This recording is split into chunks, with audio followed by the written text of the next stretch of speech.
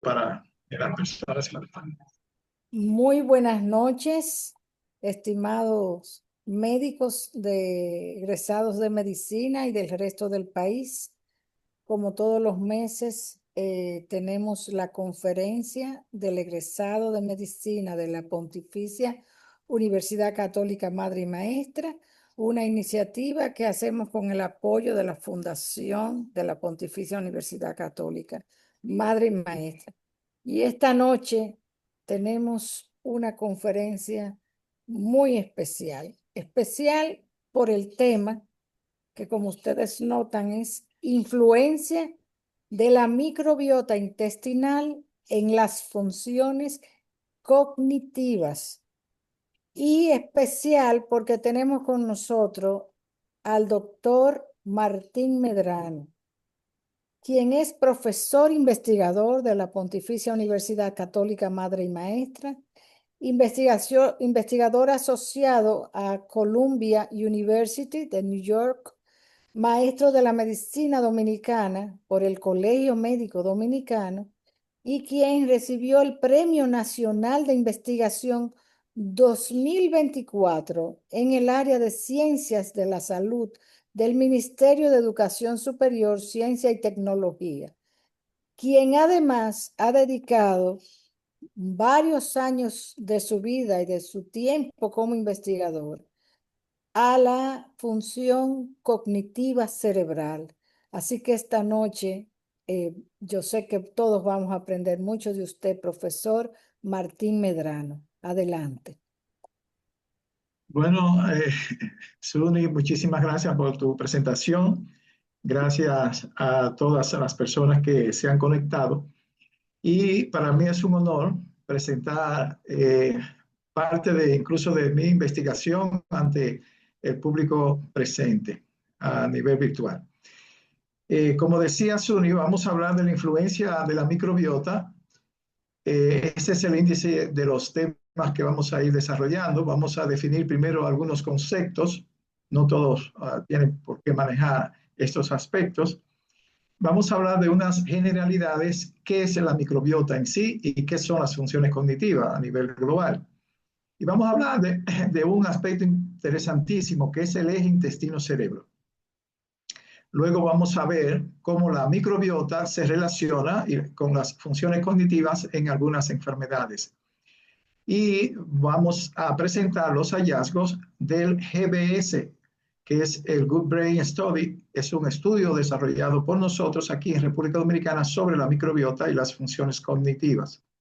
Vamos a ver cuáles son los factores que alteran la microbiota y qué nos vamos a llevar de forma práctica, cuáles son las implicaciones clínicas, que al final es lo que interesa. Algunos de los conceptos de lo que es la microbiota intestinal es el conjunto, es lo que se llamaba antes flora intestinal. Se vio que cuando se hablaba de flora se refería mucho como si fuera una parte de flores del jardín, específicamente de algo, y por eso decía flora. Cuando se habla de la microbiota, entonces se habla ya de microbios y de otros elementos, y por eso se cambia el nombre a microbiota intestinal. Y ese es el conjunto de los microorganismos vivos. Son bacterias, virus, hongo, que residen en el tubo digestivo y van a establecer una relación simbiótica con nuestro organismo. Es decir, que nosotros llevamos todos estos microbios con nosotros. Ya cuando hablamos de microbioma, estamos hablando de ese conjunto de microbios, pero incluyendo sus genes.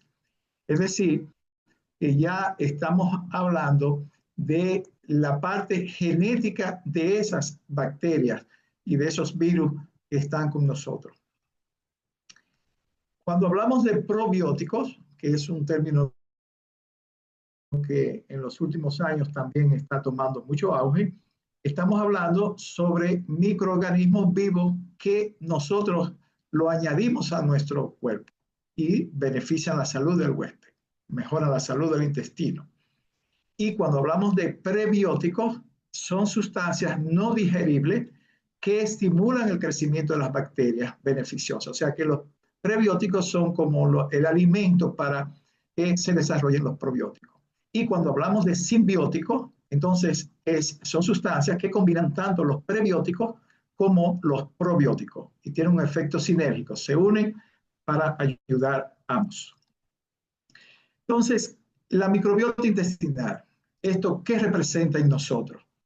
Voy a comenzar por decir que esas bacterias que nosotros tenemos y esos virus son muchísimo más pequeñas que las células humanas que tenemos. O sea, nosotros podemos ver una célula en el microscopio. Sin embargo, nosotros no podemos ver esos microbios que tenemos en el microscopio, excepto un microscopio muy especial. Y la relación que nosotros tenemos de microbios con célula es por cada célula de nuestro organismo nosotros tenemos 10 microbios. Es decir, que son mucho más que las células de nuestro organismo.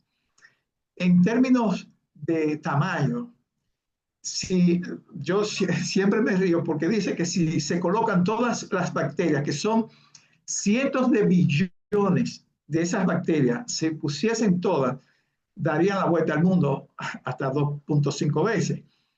Y el peso de ella representa hasta 1 y 2 kilogramos. Es decir, que tenemos una presión y una influencia enorme de todas estas bacterias que conviven con nosotros. ¿Y para qué sirven? Bueno, estos son algunos de los elementos que podemos nosotros ver en los cuales influye la microbiota. Es una protección frente a ciertos patógenos, ayudan a la síntesis de vitaminas, por ejemplo, la K y la B12 es fundamental que esté la microbiota actuando. Nos ayudan en el desarrollo del sistema inmunitario y eso es fundamental. Asimismo, el almacenamiento de grasa, obviamente con todo el proceso de la digestión de las fibras, y ahorita vamos a ver la modulación del sistema nervioso central, cómo influye. Por otro lado, ¿qué son las funciones cognitivas? A grosso modo, obviamente son todos los procesos mentales superiores que nos permiten adquirir, procesar, almacenar y utilizar la información. En resumen, cuando nosotros pensamos, aprendemos, recordamos, tomamos decisiones, nos adaptamos al entorno, es parte de las funciones cognitivas. En resumen, las funciones cognitivas son la persona. O sea, nosotros somos las funciones cognitivas, porque cuando yo no puedo pensar, no puedo expresarme, no puedo recordar, estoy teniendo un deterioro importante y ese concepto o esa persona que conocíamos, interactuamos con ella, ya no es esa persona.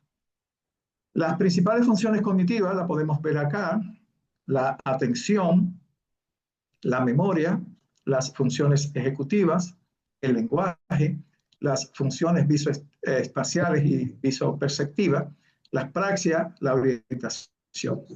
Entonces, todas estas funciones obviamente tienen una influencia en estructuras determinadas del cerebro. Por ejemplo, la percepción visual está básicamente a nivel del cerebelo, la atención está básicamente a nivel tanto de la parte frontal como la parietal.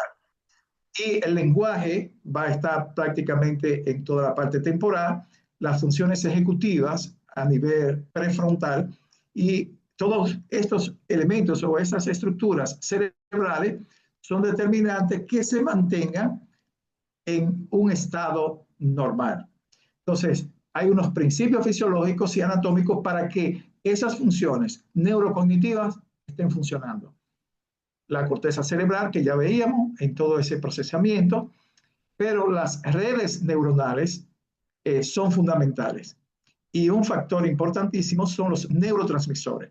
No voy a mencionarlo acá porque tengo una diapositiva siguiente donde voy a tocar, porque eso es fundamental, porque todo lo que es la relación de la microbiota tiene una influencia importante en la formación de neurotransmisores a nivel del cerebro. Luego, dentro de la estructura cerebral, el hipocampo y el sistema límbico son fundamentales. Es como el disco duro que tenemos nosotros en nuestro cerebro para procesar el recuerdo y todo el aprendizaje. Y quiero tocar lo de la plasticidad y la neurogénesis. Probablemente los más viejos nos enseñaban en la universidad anteriormente que las neuronas no se reproducían. Si morían esas neuronas, no íbamos a tener forma de tener una nueva formación de neuronas. Ya se sabe que eso no es cierto. Tenemos neurogénesis toda la vida. Obviamente que si tenemos una mejor salud, que es lo que vamos a ver más adelante, tenemos una mejor neurogénesis. Y cuando nos fallan y se pierden algunas estructuras, entonces tenemos la plasticidad. Y esa neuroplasticidad va a permitir que se formen unas redes y unas conexiones para adaptarse a esas deficiencias que se han presentado. Cuando una persona tiene un infarto cerebral, una lesión cerebral, la neuroplasticidad comienza a actuar. El problema está en que esta neuroplasticidad no va y la neurogénesis al ritmo que debería ir para reponer todo el daño que se ha producido. Y el otro elemento fundamental es el flujo sanguíneo y el metabolismo como soporte energético para la cognición. Estos son los neurotransmisores que decíamos que son fundamentales y que hay una relación importantísima entre la microbiota y el cerebro con los neurotransmisores, porque se producen neurotransmisores en el cerebro, pero también se producen neurotransmisores a nivel de la microbiota.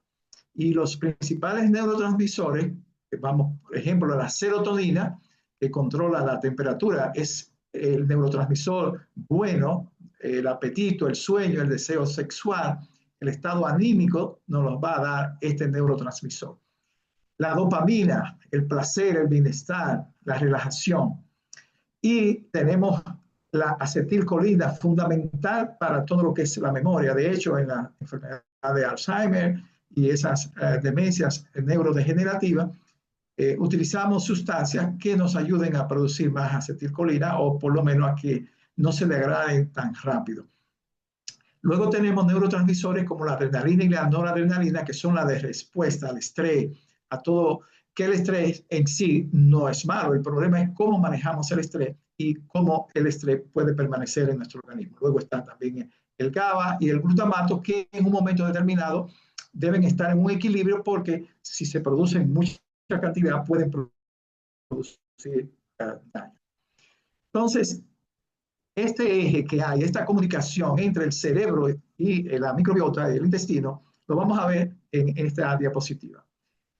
Desde el intestino hacia el cerebro, principalmente por activación del nervio vago, vamos a tener formación de neurotransmisores, neuropéptidos, la señalización del sistema inmune, mantener la barrera de integridad para las defensas y la formación de ácido graso de cadena corta, que es una fuente para formar más neurotransmisores.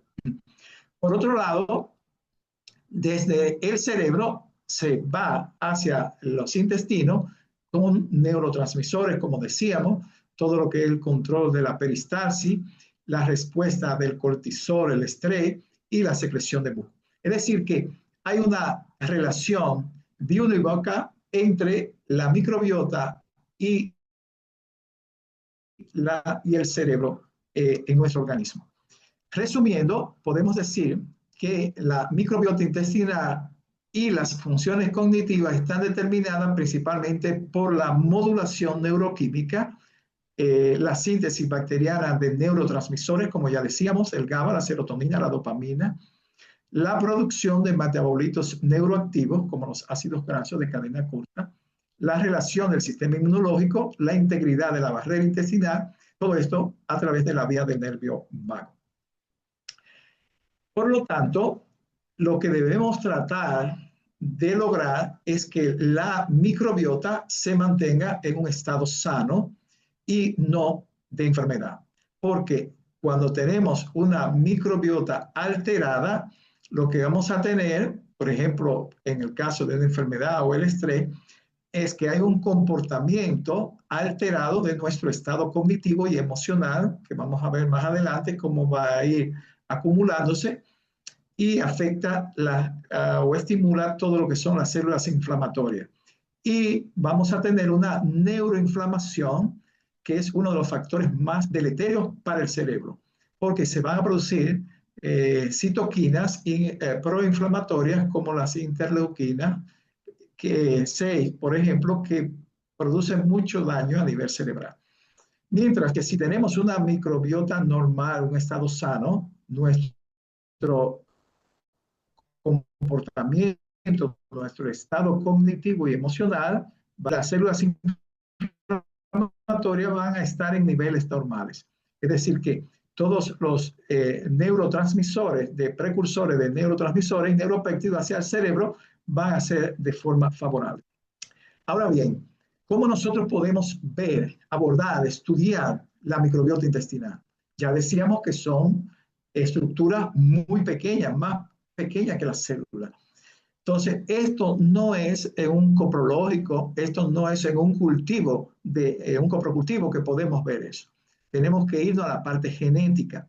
Y básicamente, en estos momentos, la técnica que más utilizamos es la determinación del RNA ribosomal 16S para nosotros identificar los componentes de la flora intestinal, como le llamábamos antes. Entonces, básicamente tenemos 3 familias que podemos detectar con ello, que son los firmicutes, que son gram positiva, los bacteroidetes, que son gram negativa, y las actinobacterias, que son gram positiva. Eso a nivel de familias, en sentido general. Ahora bien, a lo largo de la vida, nosotros vamos a tener una predominancia de las diferentes bacterias. Por ejemplo, cuando en la infancia los niños van a tener más bacterias del tipo de actinobacteria, y cuando estamos en la ancianidad, por las enfermedades, los fármacos, el estilo de vida, vamos a tener más proteobacterias, a diferencia de los niños y los adultos. En resumen, nosotros podemos decir que tenemos bacterias malas y bacterias buenas. Tenemos bacterias malas que ya podemos identificar como los enterococos, los campylobacter, el Clostridium difficile, todas estas son bacterias malas. Y por otro lado tenemos bacterias buenas como la Escherichia coli. Muchos dicen Escherichia coli como buena. Sí, la mayor parte de las veces la Escherichia coli se comporta como buena. Lo que pasa es que puede pasar como a nosotros los humanos, que se pueda convertir en mala en un momento determinado. Y luego tenemos la bifidobacteria, los lactobacillus, que también son de componentes buenos. Pero una cosa importante es que no siempre estas bacterias se pueden comportar, o sea, como decíamos, puede pasar una buena convertirse en mala, pero vamos a verlo más adelante. Entonces, lo ideal es que nosotros tengamos una eubiosis, o sea, una microbiota intestinal equilibrada, que tenemos mayor presencia de microorganismos beneficiosos, y eso obviamente se relaciona con un buen estado de salud. Y cuando hablamos de disbiosis, estamos hablando de una microbiota intestinal desequilibrada. Entonces vamos a tener mayor presencia de microorganismos dañinos y oportunistas. Vamos a ver más adelante cómo podemos influir en esto. Entonces, dicho esto, ¿cuáles son las enfermedades a nivel cerebral que están condicionadas o influenciadas por la microbiota intestinal? Vamos a presentar las que más se han estudiado. La enfermedad de Alzheimer, que vamos a presentar posteriormente algunos estudios, y la influencia de la microbiota, probablemente lo que pensamos es que actúa asociada a un proceso de inflamación sistémica y que produce una disfunción de la barrera hematoencefálica. El déficit cognitivo leve, que es la antesala a la enfermedad de Alzheimer, va a actuar básicamente también con perfiles proinflamatorios y alterando la disbiosis. La enfermedad de Parkinson, que de hecho fue de las primeras que se estudiaron, van a estar relacionadas incluso con la agregación de la alfa-sinucleína, que es la proteína que va a producir todos los cuerpos de Lewy que nosotros vemos anatomopatológicamente hablando en la enfermedad de Parkinson. La esclerosis múltiple que va a actuar probablemente la microbiota por la modulación del sistema inmunitario. Sabemos que es una enfermedad inmune y eso va a tener repercusiones incluso dependiendo de cómo esté la microbiota, con impacto en recaídas en estos pacientes. El espectro autista ya también se sabe, hay múltiples estudios donde se ve cómo se relaciona con el comportamiento y la disfunción social. Y la depresión. Se sabe que la parte de la depresión y la ansiedad pueden estar influenciadas por la microbiota. Y los accidentes cerebrovasculares de tipo isquémico también se relacionan con una microbiota intestinal alterada. Vamos a ver algunos estudios muy relevantes en los cuales se ha analizado la relación de la microbiota intestinal y la demencia. Este es un estudio japonés en el cual ellos compararon los pacientes no dementes con los dementes y vamos a ver los hallazgos principales. ¿Qué encontraron ellos? Ellos encontraron que algunos tipos de bacterias estaban presentes en mayor cantidad en los pacientes con demencia que en los pacientes no dementes. Por ejemplo, los Bifidobacterium y los Lactobacillus en su grupo aparecieron con niveles por encima de los no dementes. Asimismo, vieron cómo en algunas de estas personas que estaba disminuida algunos, por ejemplo, el Clostridium o los tipos de Clostridium estaban disminuidos en los pacientes que presentaban demencia. Asimismo, veían cómo el Clostridium 9 estaba elevado en este grupo de pacientes. Cuando se hace el corte sobre los enterotipos, se vio que los enterotipos 1 y 3 estaban asociados de forma independiente con los pacientes con demencia también. Y cuando se hace la diversidad filogenética, se ve que los pacientes con la enfermedad de Alzheimer están por debajo de los controles en todo lo que es la composición del microbioma intestinal cuando se analiza la parte de la filogenética. Asimismo, en otro estudio se comparan con todo lo que es la abundancia relativa en diferentes grupos de controles y la enfermedad de Alzheimer. Y ven cómo en la enfermedad de Alzheimer los firmicutes en este grupo estaban por debajo de los controles, estaban los bacteroidetes con mayor proporción que los controles y la actinobacteria estaba disminuida respecto a los controles. Estos son unos patrones que nosotros se ha reproducido en diferentes estudios en los cuales hay una diferencia de la microbiota cuando se analizan los controles con la enfermedad de Alzheimer. Este estudio es un estudio a nivel experimental con ratas y es muy interesante porque ustedes saben que nosotros podemos educar a las ratas y inducirle a una memoria. Hay unos laberintos en los cuales se ponen las ratas y se les entrena para que ellos vayan haciendo los ejercicios de los laberintos o acciones determinadas de movimiento, por ejemplo, de una pequeña ruleta, o en la parte de estímulo para ir a comer. Esos son algunos de los elementos que se utilizan para la investigación con ratas. Entonces, a estas ratas se les educó y ellos tenían su memoria y lo hacían muy normal.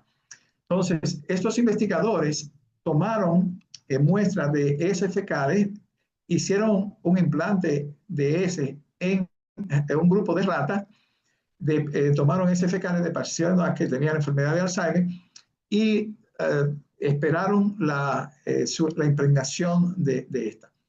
Y cuando hicieron la comparación de las ratas que se le hizo el trasplante de heces comparado con los que no, los controles, se vio que estos se comportaban como si tuviesen enfermedad de Alzheimer. De hecho, ya sabemos, y se hacen las mutaciones con ratas, genes, principalmente la proteína precursora de amiloide y la presenilina, y esas ratas se comportan igual que los humanos cuando tienen la enfermedad de Alzheimer. Ellos concluyeron que por primera vez los síntomas del Alzheimer se pueden transferir a un organismo joven y sano a través de la microbiota intestinal, lo que confirma un papel causal de la microbiota intestinal en la enfermedad de Alzheimer, porque obviamente una de las cosas que siempre nos planteamos es si estos pacientes de enfermedad de Alzheimer tienen esta microbiota diferente por la condición que lo lleva a la enfermedad a ellos, o es que la enfermedad se deriva de la alteración. Obviamente todavía no tenemos conclusiones definitivas, pero esto es un estudio muy interesante que acabo de presentar. Voy a presentar entonces la experiencia en República Dominicana sobre la microbiota en la enfermedad de Alzheimer. Es un estudio que nosotros llamamos GBS, dirigido por mí. Este es mi equipo que posteriormente voy a presentar. El objetivo de nuestro estudio era caracterizar la microbiota intestinal mediante el aislamiento del ADN a través del sistema que habíamos dicho, el ARN ribosómico 16S. Lo hicimos con generación nueva de secuenciación y nosotros lo hicimos comparando sujetos con enfermedad de Alzheimer, con déficit cognitivo leve y controles. La metodología es un estudio de metodología cuantitativa experimental, un corte transversal. Obviamente la parte bioética, y nosotros hicimos un tipo consenso de expertos y se acordaron 90 sujetos. Al final se analizaron 88, pues 2 participantes, las muestras estaban contaminadas. Estos eran los criterios de inclusión y exclusión, eran mayor o igual a 60 años, de ambos sexos, y firmaron el consentimiento informado, y de exclusión si estaban tomando antibióticos o fármacos antineoplásicos, o usaran dieta con textura modificada, o tuviesen antecedentes de stroke, alcoholismo, enfermedades psiquiátricas, cáncer, cirugía. Estos pacientes no entraron al estudio. En las evaluaciones hicimos evaluación nutricional, actividad física, el examen físico, una evaluación neurológica y neuropsicológica. Usamos el test de Montreal, para la depresión Isabel, la escala de Lawton, pruebas, etcétera. Y los criterios diagnósticos que usamos para demencias son los del NIA, que es de los Institutos Nacionales de la Salud, y la Asociación de Alzheimer. Y utilizamos muestras de ese utilizando el tubo de DNA y RNA que ya habíamos descrito. Para el déficit cognitivo leve utilizamos los criterios de Peterson, que son los criterios más utilizados. Nosotros enviamos la muestra, no teníamos para procesarlo aquí, intentamos montarla en el laboratorio, pero nos salía muy caro, era más difícil, y este laboratorio de Valencia, España, nos hizo las determinaciones. Ya este laboratorio tenía experiencia y había publicado muchísimo al respecto. Esta es la tabla sociodemográfica, el género. No teníamos diferencias significativas en cuanto a género, edad, la presencia de hipertensión, de diabetes, si eran fumadores, no fumadores, etc. Solo teníamos una pequeña diferencia, que los pacientes controles activamente eran mayores, o sea, estaban más activos obviamente, que los de déficit cognitivo leve y los que tenían demencia. Y esta es parte de la secuencia de lectura de las muestras, más de 130.000, para que tengan una idea. Cuando hablamos de 100.000 de la secuencia de lectura, estamos hablando de un buen análisis de cualquier muestra que se estén haciendo. Nosotros hicimos una lectura mayor de 130.000. Esta es la curva de rarefracción saturada con la diversidad existente, era el reflejo de lo que decíamos anteriormente. Y aquí, por ejemplo, presentamos la alfa diversidad. Cuando hablamos de alfa diversidad, estamos hablando de todos los microbios que tienen los grupos determinados. O sea, eso es per se, ellos. Y entonces tenemos, obviamente, los grupos con déficit cognitivo leve, los controles y los de Alzheimer. Ya cuando hablamos de la beta diversidad, estamos hablando de comparación. Entonces, tenemos los controles, tanto femenino como masculino, los de déficit cognitivo leve, femenino y masculino, y los de demencia. Entonces, ¿cuáles son los hallazgos principales? Hicimos la distribución taxonómica no vamos a entrar en mucho detalle porque tenemos un resumen más adelante, pero lo que quiero presentar es que teníamos el grupo control, los de déficit cognitivo leve y los pacientes con demencia. Y hicimos una relación, por ejemplo, de los firmicutes con los bacteroidetes y encontramos que en los pacientes con déficit cognitivo leve es menor. Podemos ver aquí en la gráfica, tanto en los femeninos como los masculinos, el déficit cognitivo leve estaba por debajo comparado con los controles y los pacientes con la enfermedad de Alzheimer. Esta es la distribución taxonómica por género de la muestra, también de los controles, déficit cognitivo leve, pero los resumimos en los principales hallazgos son estos, porque la tabla es muy amplia. Encontramos que la desulfobacterota tenía una mayor presencia en los pacientes con déficit cognitivo leve y demente comparado con los controles en las muestras aquí en República Dominicana. Los firmicutes estaban presentes también, mayor en la demencia y los déficits cognitivo leve, y la bacterioidota era mayor en los déficits cognitivo leve.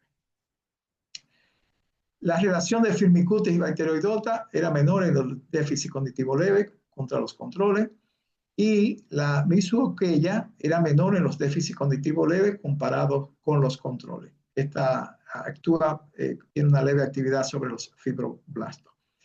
Estos tres, la butyrisimona, la ungatella y la eubacteria, aparecieron más en los pacientes con déficit cognitivo leve. Es una paradoja porque ellos ayudan a la formación del butirato, que están más en la integridad de la microbiota, pero eso es un hallazgo paradójico en nuestro estudio.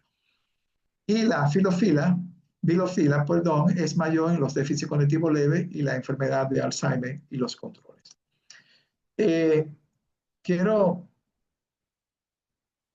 Estos géneros también los encontramos mayor en los déficits cognitivos leves y la enfermedad de Alzheimer.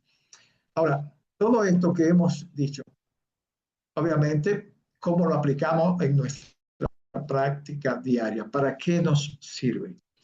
Lo que sí sabemos es que si yo tengo una microbiota, como decíamos, y controlo los factores que influyen en ella, ya sea positivo o negativo, yo voy a tener una repercusión a nivel del cerebro y yo voy a tener una mayor estimulación. Por ejemplo, si yo tengo un cerebro estable con una mayor estimulación de una microbiota saludable, todo lo que es la activación de la microbia, todo lo que es no va a reducirse, va a estimular los factores de formación de neurogénesis a nivel cerebral.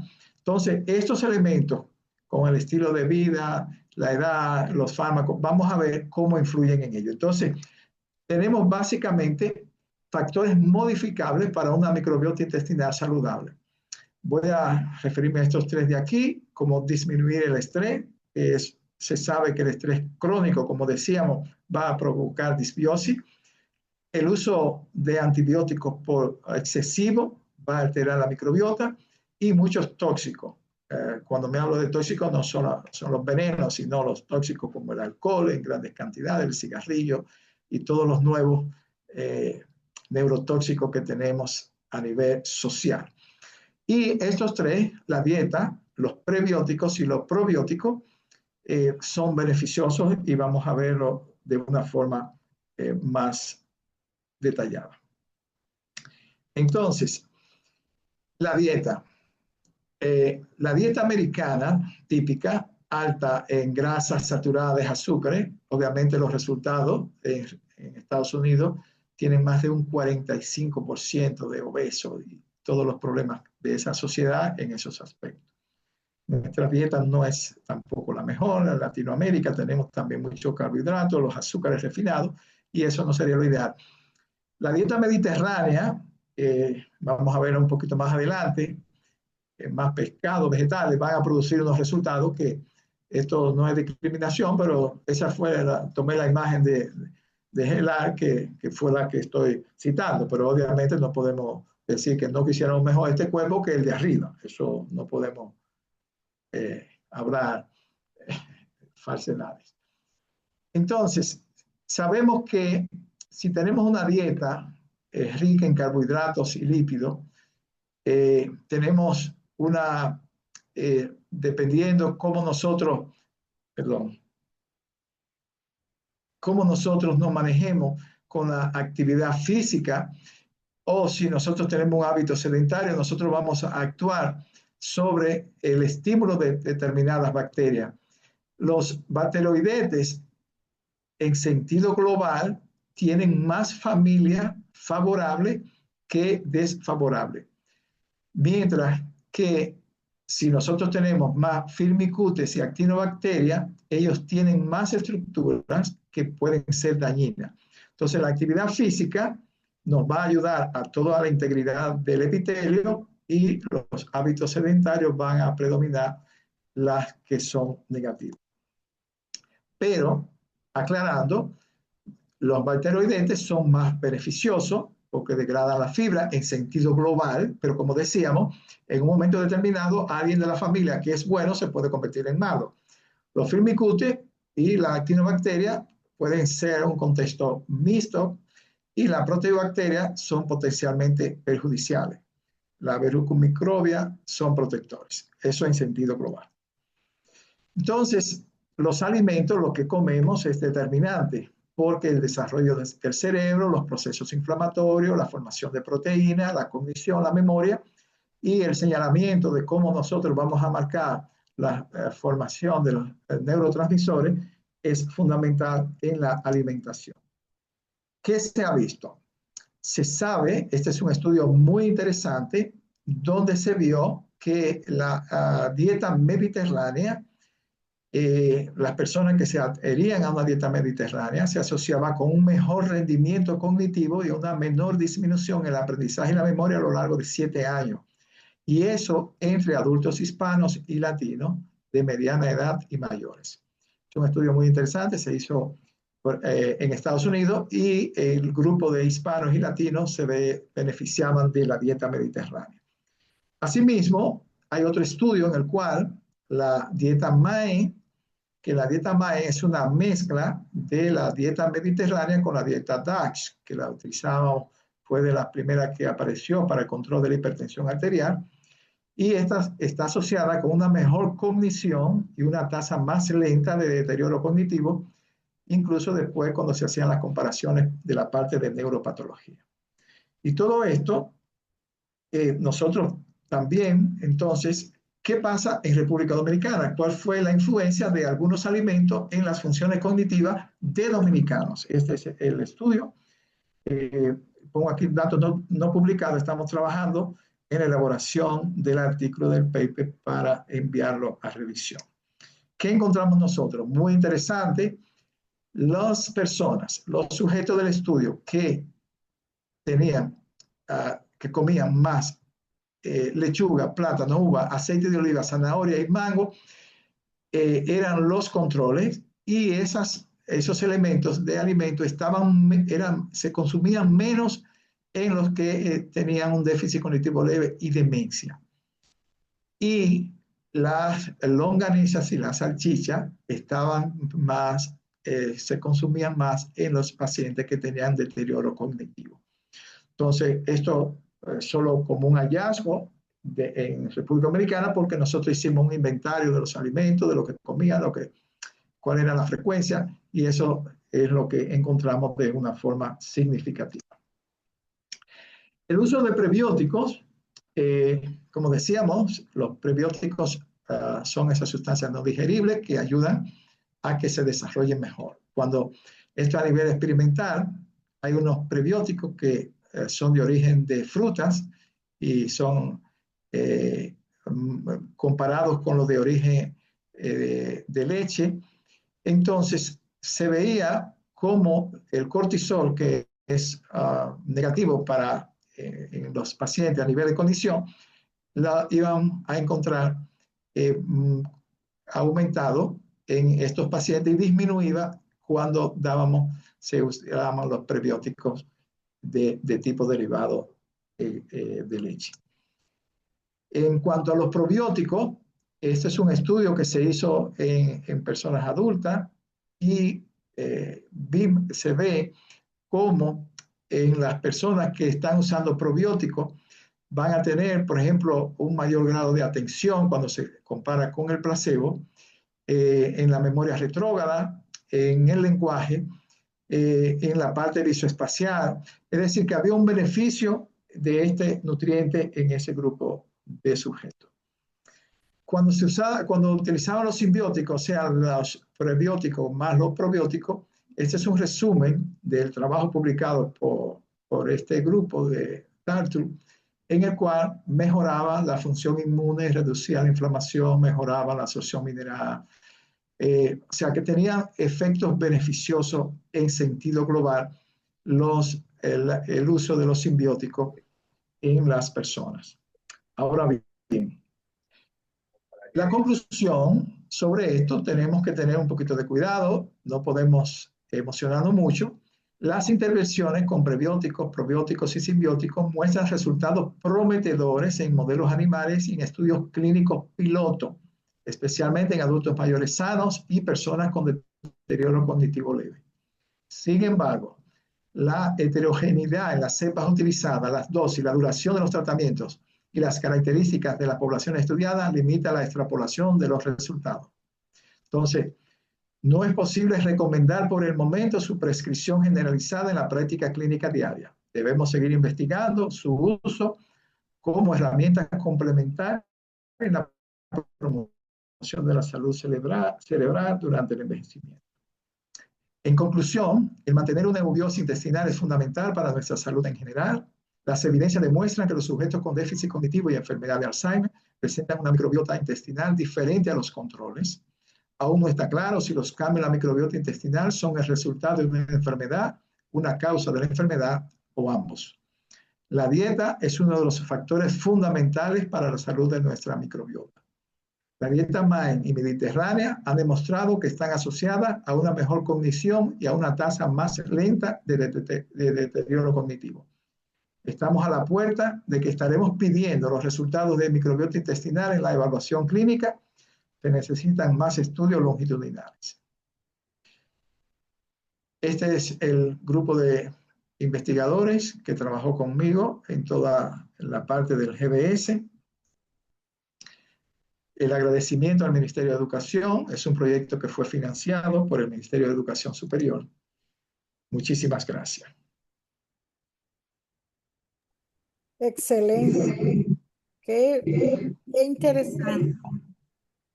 Déjame ver las preguntas que tiene el auditorio, porque yo obviamente hay algunas cosas.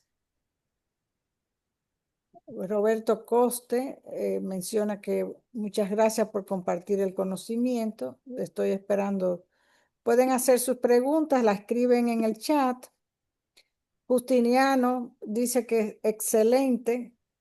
Mientras se van animando el grupo del auditorio, en las conclusiones, vi que mencionaste la dieta MIND, aparte de la mediterránea, que conocemos bastante. Pero la dieta MIND, ¿a qué se refiere? ¿Cuáles son la